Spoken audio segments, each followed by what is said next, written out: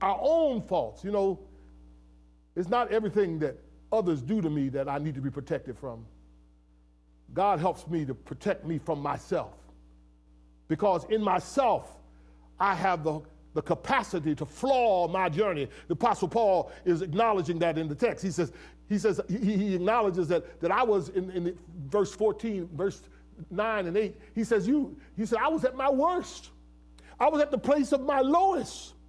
He said, I was responsible for destroying people, but God protected me from myself.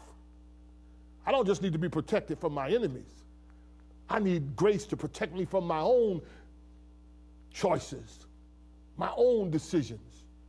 If it were not for grace, I might have gone the wrong way and done the wrong thing and destroyed my opportunity. Grace is functional as a protector. God is functional in my life as the one who protects me not only from my enemies, and God knows he does protect us from our enemies, but he protects us from ourselves. He protects us from our bad choices. He protects us from our being disobedient to a destructive impact of our lives. God is a protector. And when I look back in grace and reflect on his grace, I see the protection. Do you this morning see some doors that God closed that if you had gone through would have been destroyed? Have you seen some doors that God opened that gave you deliverance and opportunity? Do you see in your reflection, do you see in the mirror of your reflection this day ways in which God has kept you from your own failings, kept you from your own self, reversed you? That's what he did to Apostle Paul on the road to Damascus. He was on his way, hallelujah. He was on his way to persecute the Christians. But God, through Jesus Christ, met him on the road, knocked him off of his beast, and turned him around and gave him a new direction, spin him around and sent him in another direction, protected him from himself.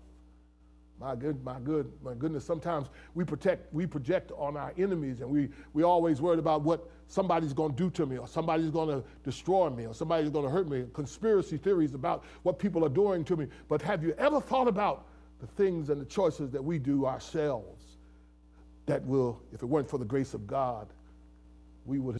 When you're driving a car down the road, you're looking out of the windshield. And when you look out the windshield, you are anticipating where you're headed. You have a destination in mind, and you move towards that destination, faithfully looking out the windshield. Now, when you go forward looking towards your destination and traveling, you're really going by faith. That's faith. That's what faith is. Faith is looking out the windshield in anticipation of getting to the place that you want to arrive at, your destination. But in that same car, there is a rear view mirror. And in the rear view mirror, we have an opportunity to reflect upon where we have already been and what we've already experienced. Looking out the rearview mirror, we can see our past journey. We can see the road over which we've already passed. And that is grace. We go forward in faith and we reflect on grace. That is exactly what the Apostle Paul is doing in our text today. The Apostle Paul has come to this place in his life where he is reflecting on what he was before God's grace was made manifest in his life.